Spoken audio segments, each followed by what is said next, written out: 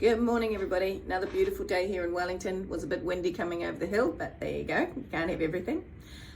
So this week is really counting down towards our conference, which is next week after the long weekend. And obviously, you know, as you will, I'm sure many of you will be aware, there's all these tiny bits and pieces that you want to make sure are figured out.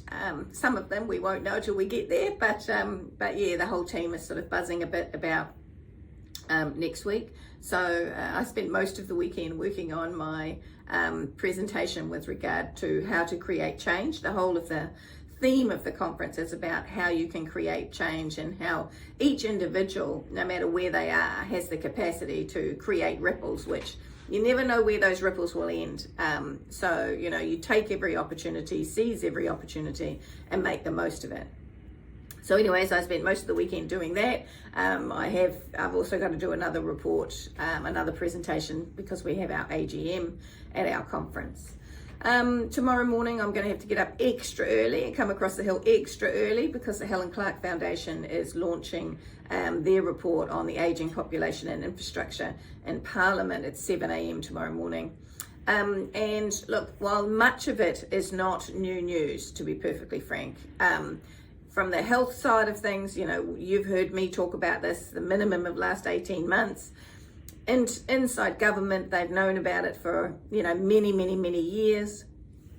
It's just actually about taking action.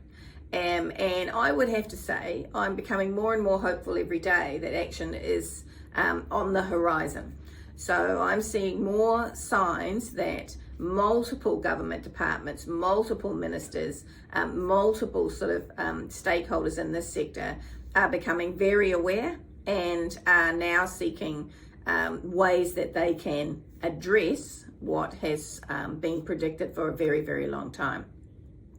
So that's a good thing, right? We have to keep that momentum up. It's not something that you can say, phew, right, they found it, we'll just move on to something else. It's certainly about keeping the pressure up.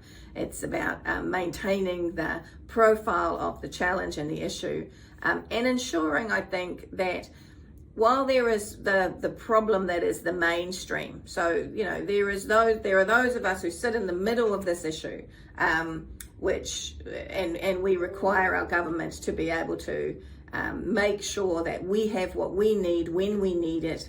And if we have to pay for it at some time, that's fine. If we have the capacity to do that, that's fine. But we need to be able to access these things. And then you have, you know, like any bell curve, you have those on either end. Now, those on one end who have a lot of personal wealth, they'll be fine, right? They'll manage. It'll be okay. And then we have those on the other end, and whether that be the other end of the financial spectrum or whether that be the other end of the health spectrum.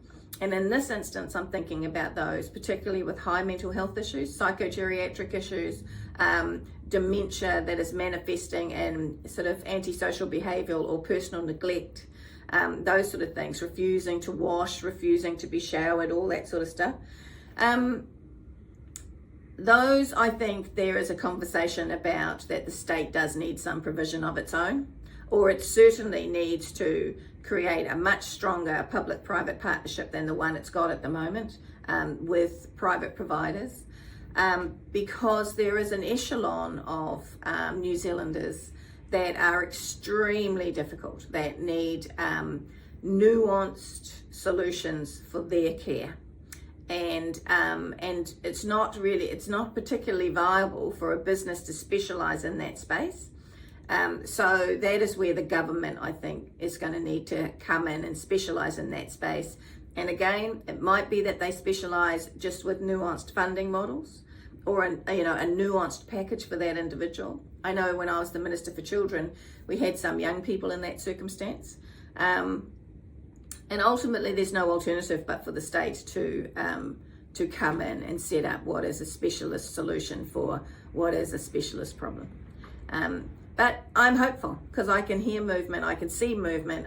More and more people are contacting me inside government departments and inside government and inside Parliament to have solutions to the challenges that we've been raising. And I get the Helen Clark Foundation report tomorrow will elevate it once again back into that public domain in multiple ways. because it's about infrastructure as much as it's about anything else. So in multiple ways, because all the solutions connect together. Okay, see you, bye.